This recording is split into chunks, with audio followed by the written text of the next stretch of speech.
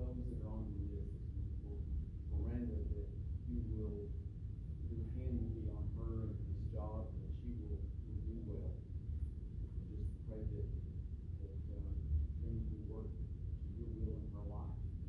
Father, we pray for Mans and any others that are out there that may have the virus and struggling with such things. And just pray that your hand will be on them, that limit the effects and not be serious. And Lord, there have been so many families of recent that have lost loved ones. And we pray that in all of those cases, that your comforting, loving arms be around the family, and that you will help them to heal, and that through this time they will feel your comfort and they turn to you always in the time of need and in the time of always. Father, we pray that you be with us as we study your word. We pray that we be with Chris and your word, that we can all grow and learn and take what we learn and share it with the world that needs it so desperately. Father, we pray for those that are also hurting and sick in other ways, that you would be with them and see us all through. Help us love each other and care for each other. In Jesus' holy and precious name we pray. Amen. Thank you, Michael. So, John chapter 9, how did I get here? Well, if you remember, last time I filled in for Scott, I tried to give an introduction to some of the basics about how to interpret the Bible so that you know you're getting the correct interpretation. And I was going to follow up with that, but two things happened. One, the section I have next to discuss, which we may wind up doing next week anyway, but I couldn't get myself excited about, and I couldn't imagine you getting excited about it. So that seemed like a bad thing to start with. And the reason was simply because that section has a lot to do with grammar. Because one of the reasons why we get different interpretations is people not following the original grammar. And just like in English or any other language, if you're violating grammar rules right and left, you can very much miss the correct meaning of a statement. But I went through all that and I said, well, certainly not this week. So I wanted to go in support of our single chapter readings of the New Testament. So I thought, well, we'll just do a basic look to see how we're progressing in our understanding of that at John chapter 9, which is one of my favorite chapters, I freely admit. John chapter 9 is Jesus and the blind man. So rule number 1 is a study in context, and that's most likely what the concept that we'll look at in detail next week. But context going into a book. In this case, we're going into the book of John, so we want to know who the author was. Okay, it was John the Apostle. What are the events he's writing about? Well, he's writing about things basically that he was an eyewitness to. He actually saw these things. He was there when they happened, and indeed being part of that so-called inner circle of Jesus' apostles, he was there even on some of the rarest of those moments as an eyewitness. And then you think about the culture that he's writing to, and as we talked about in the Wednesday night class, he's writing later than the other Gospels. He still comes from a Jewish background. Nothing changes that. But he's writing to the world as a whole, which is mainly, of course, Gentile. So one of the things we see in John a lot is him stopping to explain a Jewish term or something, which Matthew would never do because he wrote to the Jews, and he wrote very close to the time of events, so there was no concern about misunderstanding Jewish traditions at that time. His audience knew what they were. They were observing them, but John's audience is different. So things like that. And then when you get to your actual chapter, John chapter 9, of course, you want to begin first by reading slowly through the chapter. And that's not that you have to be, trying to answer the questions of interpretation. I don't want you to do that yet. This is what we call the observation stage, where you're just reading through to see what is being said. And then when you go back, that's when you start asking yourself, okay, what does this actually mean? And then last but not least, you make the application to yourself. What does it mean to me? What changes may it call for in my life, or change of view or attitude on some subject that's taught about? John chapter 9 is rich. We won't get through all of it. I'm going to force feed to the end when the time becomes apparent. But we're going to go slow through these first 12 verses, though, so we can kind of get a feel. So if we just read them, as he passed by, he saw a man blind from birth. And his disciples asked him, Rabbi, who sinned, this man or his parents, that he would be born blind? Jesus answered, it was neither that this man sinned, nor his parents, but it was so that the works of God might be displayed in him. We must work the works of him who sent me as long as it is day. Night is coming when no one can work. While I am in the world, I am the light of the world. When he had said this, he spat on the ground and made clay of the spittle, and applied the clay to his eyes, and said to him, Go, wash in the pool of Siloam, which is translated sent. So he went away and washed, and came back seeing. Therefore the neighbors and those who previously saw him as a beggar were saying, Is not this the one who used to sit in bed? Others were saying, This is he. Still others were saying, No, but he is like him. He kept saying, I am the one. So they were saying to them, How then were your eyes opened?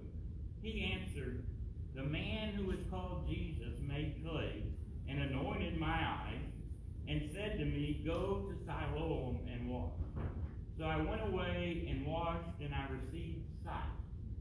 Then they said to him, Where is he? He said, I do not know.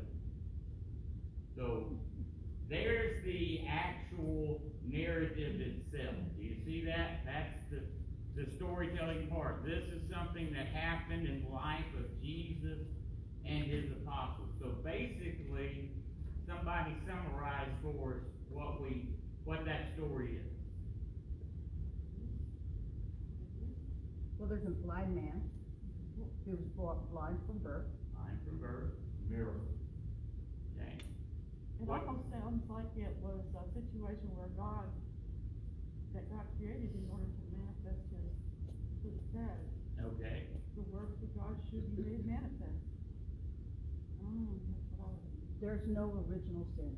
So the basics of the story are simply that a man born blind is cured by Jesus of his blindness. Another part of it is they all thought he was blind because he sinned. So then you start looking through asking your questions like this. So, number one, his disciples asked him, Rabbi, who sinned, this man or his parents, that he was born blind? So, what kind of questions does that lead you to ask? Did the Jews always think that? Yeah. Why would the disciples ask this question in the first place? They were taught that it was original sin. And when I'm studying a section for the first time, I have a pad and pen to this day, because I'm usually reading it on the computer, and I don't want to interrupt the script. But I'm writing questions like this down when I get to my questions. Why would the disciples ask this question in the first place? And so, it's been mentioned, there were different theories in Judaism at the time, or the facts.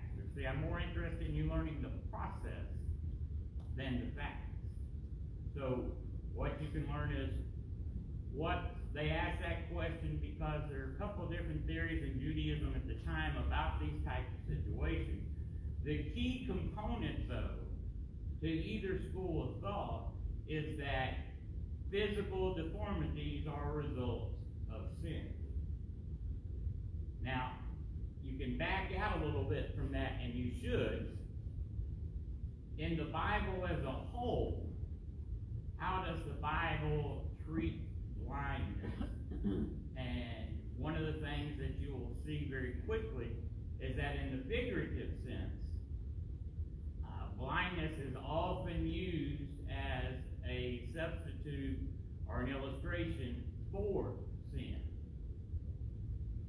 So you think about the passage in 1 Peter that talks about those who have forgotten the truth that they obeyed, and if they're not showing those qualities, they are nearsighted to the point of being blind. You know, he's not talking about physically losing their sight in that case.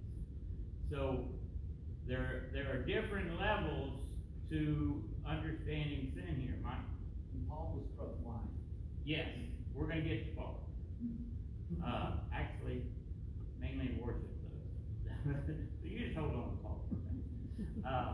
But so there is that. Even with Paul, though, that, you know, the Lord could have done a lot of things to get his attention there. He went with physical blindness. And I think one reason for that is the symbolism that is involved throughout the Bible as well. But as far as Jewish culture of the day, whether either school of thought you subscribe to, in the end, it's a result of sin. And that, of course, is based on a complete misunderstanding of different passages in the Old Testament, where God is using deformities to represent sin when he's trying to teach about his holiness, his purity. You know. So in the Old Testament, if you had these physical deformities, what was one of the things you couldn't do? Yeah, you couldn't go into the temple. You know, that wasn't because God hates people with physical deformities or disabilities. It's because God is trying to teach those things as being symbolic of sin, and what he wants you to learn is the need for purity to be in his presence. Yeah. And so some of the Jews at this time believed in what they call Transmigration of Souls. If you look at commentators, they will usually talk about that one a good bit and make you think that was the prevailing thought. It was not. That was a very small group of Jews at Jesus' time that believed in that, but some of them did. And so that would be their example. They would say, those that believed in that would say, well, in another life, he sinned. So it's kind of like the karma thing, you know, and so his sin in another life caused him to start this one with a physical disability like blindness. Most often, though, they taught that either it's because of the life the man would choose for himself or because of the life that his parents lived that they're being punished. So here's a side lesson that comes out right away that is a very powerful lesson. And that is that physical birth defects and disabilities are not necessarily a punishment from God. And it is very wrong to assume that. But there is very much a part of the human mind that does just that. And I've seen it in the church, and I've seen it different places. So I'm not just accusing us. I can remember being very young, and overhearing some adults talking about someone whose son was killed in a car crash, and that individual, one of the individuals in that conversation said something to the effect of, you know, well, they never have been faithful, you know, meaning their attendance wasn't perfect, and therefore, you know, that's, you know, frankly just ignorant of what the Bible teaches on the subject, as well as, of course, not loving. So we'll put it like that, not loving. So, but that's a side issue. The thing that jumps out to me when I'm reading through those early verses and I'm writing down questions is that what is this man going to be doing, this blind man sitting there at an intersection? Begging. He's going to be begging. So here are the apostles, the most advanced of Jesus' disciples, right? They see a man born blind begging for his food, and what is their first reaction?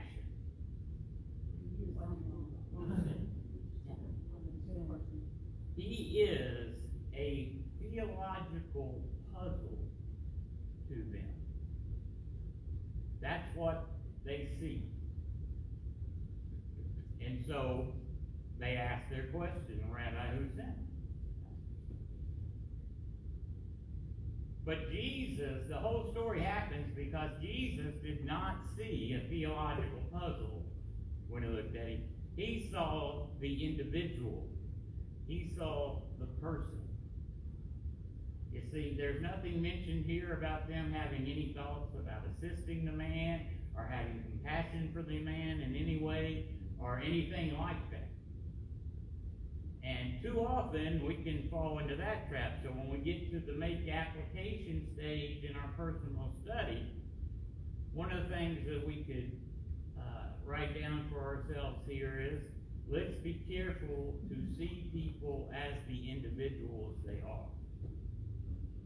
Because we have a great tendency just to catalog people because it's an aid to our memory. But I see Twain, oh, he's a pilot. I got a whole folder for those pilots over here in this side of my brain. Oh, I see so-and-so, they're a garbage man. I got a whole folder for garbage men over here on this side of my brain. I see Chris, he's a preacher. I got a folder for those guys. You see what I'm saying? And what that does is keep you from seeing that person as the individual they really are. And that's where our soul winning starts to go wrong. We don't start so often when we should, because these people fall into these different categories for us, and we're not looking at their individual soul like we talked about a couple of weeks ago in worship. So Jesus appears to be the only person in this group of advanced disciples who actually sees an individual here. And then you see from his answer the validation of what we talked about earlier, that someone having a disability does not indicate a judgment of God is involved. And number two, what does he say? Eddie, you hit on it earlier. It was neither that this man sinned nor his parents, but that the glory of God might be shown through him. Now, what kind of application would you make for yourself in a statement like that? God can take something bad and turn it into something good for his glory. Well, Jesus already knew that from the very, before the guy was born. What if you're the blind man? You've been blind since birth. This man is at least 30 years old and probably at least 40 years old. How do I know that? Because he's of age. Because he's of age in the Jewish society. That phrase would not be used of a man under 30. So what does that mean? Been blind for 30, 40 years. All he's ever known is blindness. So you're sitting here and you're on your street corner and you're begging for alms. And you hear a group coming. Oh, that's exciting. Why is that exciting? Yeah, there might be some group money coming out here. You know, maybe, all right, okay. And then you hear, Rabbi, who sinned? This man or his parents? How do you immediately feel about this group of loving Christians? Hey, it's me. I don't have supper tonight. You know. And then, how do you feel when you hear Jesus say, neither this man nor his parents sin? Oh, that's good. I like that. But it's so that the glory of God may be manifest.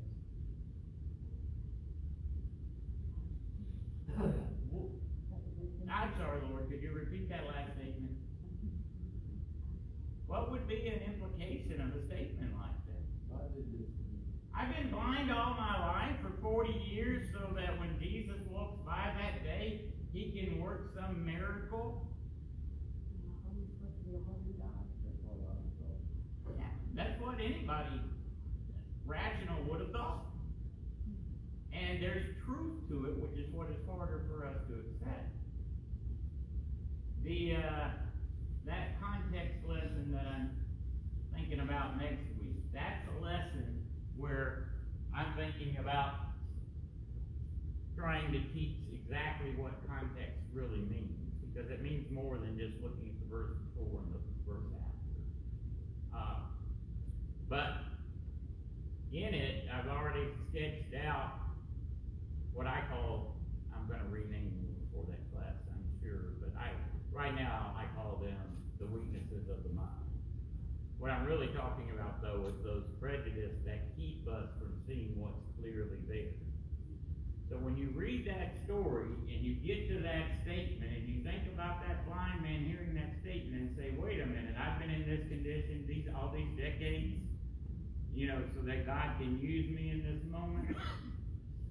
One of our first responses as Christians is we want to do what?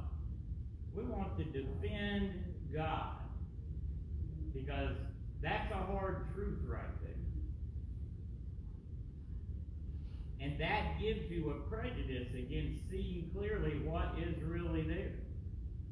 And what is really there is God is going to utilize this for his glory, and you as a human being, as the creature, have to accept that whatever your circumstance is, your responsibility is to try and use it to glorify God. It's not to try and decide whether it's fair or not. But that's how we work, and as believers and lovers of God, that's our prejudice that immediately jumps out at you, that makes you resistant to any level of that teaching. Monty? Yeah, I think that's what we have to do, Chris, is whenever we see situations like that, is how can we do for others that reflect to the glory of God? And I think that's why Jesus says, the very next verse, we must work the works of work. Not only me, but those who believe in me and who have seen and testified and everything, we must all work together as a team to do the work that God wants us to do for his glory.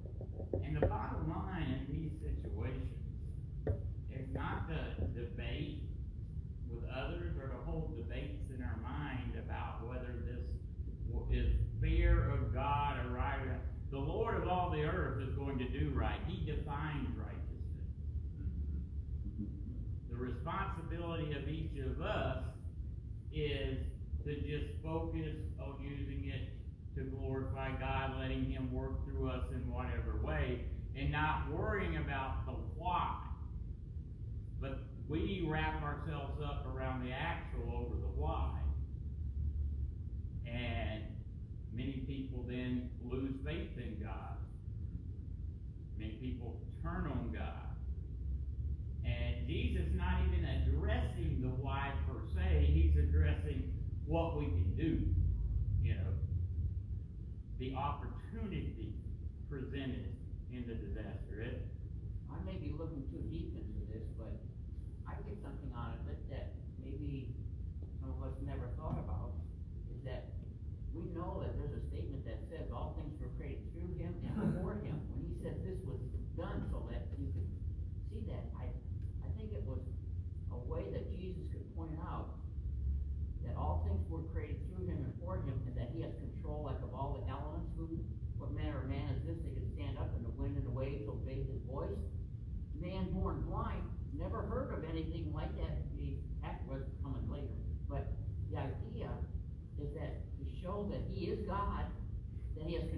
all the elements, and it doesn't matter if this guy was born blind or not, there's no sin involved in it.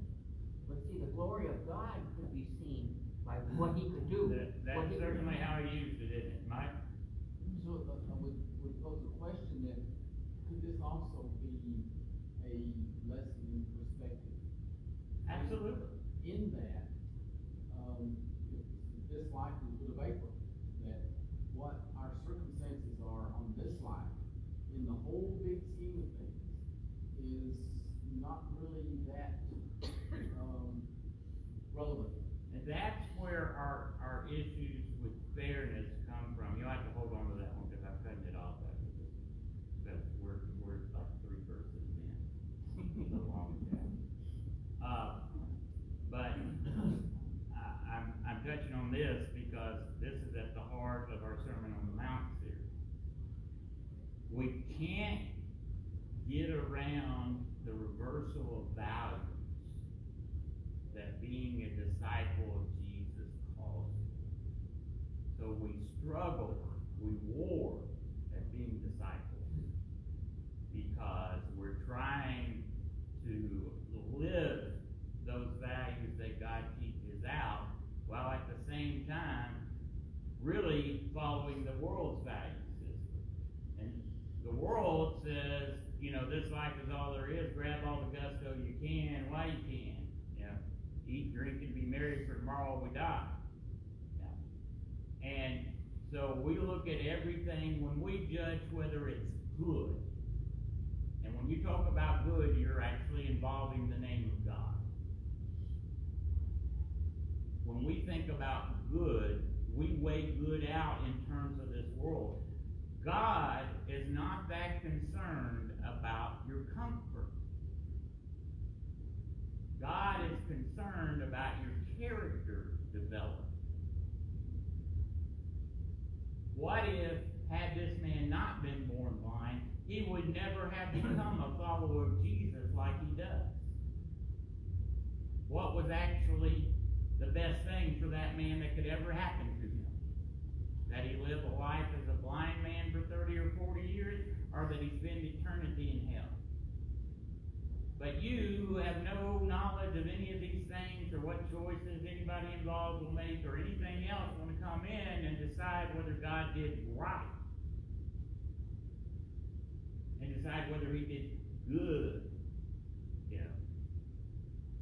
That's our struggle. We're going to bump into it again and again, especially as we go through the Beatitudes. All right, what else in those first 12 verses?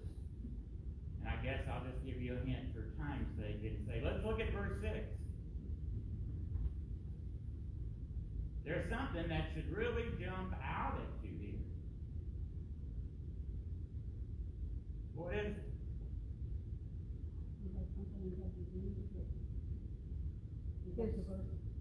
Verse 6 says, when he had said this, he spat on the ground and made clay of the spittle and applied the clay to his eyes. Well, I was saying that he actually did something about this, but why he did that, I've always been. Yeah, you're not a good Bible student. And again, you can only trust when it says the truth. You're not a good Bible student if you read that verse and it doesn't stand out to you. Because does Jesus usually invoke aids to his miracles? No. No. This is extremely different. This is extremely unusual. So, on your pad, you should have started that verse, and you should have wrote something to the effect of why, with 3 question marks after. Now, I can tell you my thoughts about the why, because I've spent decades thinking about it. But you're not told the why. But you need to recognize that Jesus, again, is in that situation. He does know the man's heart. He does know the town's heart. He knows every possibility that could come out of interacting with this man. And with all of his knowledge, he decided to heal him this way. There are 2 miracles of Jesus that really jump out to me. And this is one of them. Now, we're not gonna get into it. But all the rest follow a pattern, and there are just two of them that don't follow that path, and this one doesn't. So, possibilities. One, the last half of the chapter that we're never gonna make it to, is going to be the confrontation with the Jewish leaders about the fact that he did this on a Sabbath. And their main objection comes out of the way he did it. Because that's working. You made a medicine. And we know he didn't really, but he definitely made that apparent. Maybe he did it to provoke that encounter with them so that teaching opportunity would present itself. Very possible. I think more than anything, he did it for the main lesson that I would get out of this story if I'm studying with someone who's not a Christian yet. And that is, I like to read those 12 verses and then say, when was that man able to see again? After he gone. He couldn't see again until he did what? He went to where? The local well? No, He went to the pool of Siloam. When he got there, he didn't say, I know God is strong enough and powerful enough to renew my blindness without me ever actually getting in there. No. He simply did what Jesus told him to do.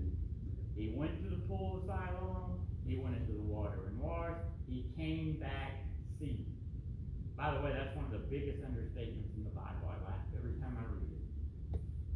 Man born blind, been blind for decades. Jesus spits in some mud and throws it on his eyes and goes and tells him to wash in that pool, and he does, and he comes back to him. End of story. God, yes, does have the power to remove your sins any way he wanted to. He chose the method of baptism for penitent believers. And he does not give the blessing before you obey the command. If that guy had said, whoa, Jesus, don't bother mixing up that mud. I know in my heart that you have the power to heal me, and we don't need any mud for that. Is Jesus going to heal him? No. No. So you see, powerful lessons. How am I doing on time, somebody? 5 minutes. Right. I never trust you. It's in that pilot folder. That's the way it is with all people. Yeah. Exactly. I've been dealing with them a lot lately. So he sent him and he came back seeing. And then there is the effect on the people that know him. What is that effect? There's a lot of confusion. You know, a couple of times already in our Life of Christ class, I've said, you're wrong when you think that if we had the ability to do miracles, we would convert more people. No. We actually have something much more powerful in the completed Word than in the ability to work miracles. Here's more proof. An undeniable miracle is immediately denied by a certain percentage of the people. It's just somebody that looks like him. It's not, and when you talk about the weaknesses of the mind, they don't want to believe, so therefore it can't be the same guy, even though clearly is the same guy. Others are more honest and say, oh, it's definitely him. And of course, most of all, he says, hey guys, it's me. Yeah. But there's a level to this miracle that truly shines because of the fact that he's born blind. And if you remember what I told you about looking for the details in your reading, then once you build a good habit, those things jump out at you in the first reading. Why did they ask this? What was the basis for thinking that? Why did Jesus, choose to spit and make mud to heal this guy and not some other? Why did John bother to tell us that he was born blind? So we would understand the implausibility of trying to deny this miracle. In the last half of the chapter, the Jewish leaders who want more than anything on the face of the earth to deny this miracle can't deny the miracle. That's often overlooked, but when Scott talks about his evidential proof, that is one. The worst critics Jesus ever had recognized that they could not deny that a miracle had just been done. The same thing that happened when he raised Lazarus. They recognized that they had to come up with another way, but they were gonna, and they did, because they were prejudiced in their mind against Jesus. Yeah.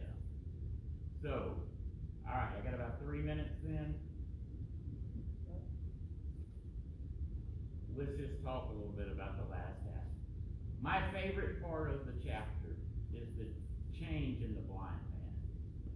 Now you have to understand something to really appreciate this blind guy. Again, because of his disability, he's never been allowed to go into the temple, never been allowed to attend the worship, never been allowed to participate in their business, which is something we usually don't understand. But the Jews would bar someone like that as well, because you're obviously, steeped in sin. You're born blind. Probably the worst sinner ever lived. We're not going to let you conduct business. That's why they're always beggars, guys. And that is one of the differences between begging men and what we see on our street corners. They don't have a government support system in place.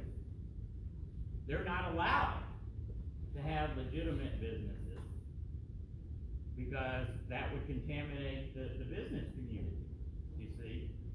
And so when this man comes back seeing, his whole life has changed far beyond just being able to see, which of course is revolutionary.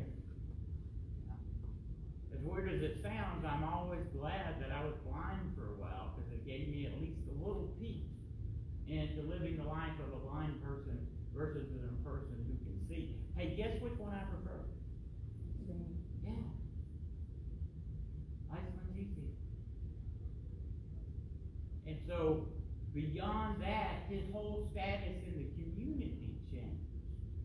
You see? Now he could be looked on as normal, and he could be looked on as not the worst sinner in the world, and he could work in the business community, and he could attend worship, and so it's a great big ball of wax. But when he gets called before the Jewish leaders, it takes him about 30 seconds to figure out they don't care one whit about the truth.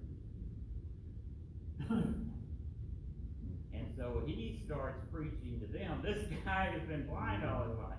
My favorite line is here is when they say, "You've been blind all your life and you think you can teach us?" And he's like, "Well, apparently you need it, because you can't tell where somebody who does something that hasn't been down in the entire history of the world, you can't tell that person is okay with God. So apparently, yes, I'm going to have to teach you." Yeah. And then he's crushed, because then they excommunicate him. Everything he gained in those, maybe 4 hours or so of sight, he lost when he went and stood up for Jesus before those Jewish leaders. And so, the end of the story is much stronger when you appreciate that fact. Even his own parents, you'll note in the middle, deny him because they don't want to be excommunicated. That's why we get that. He is of age.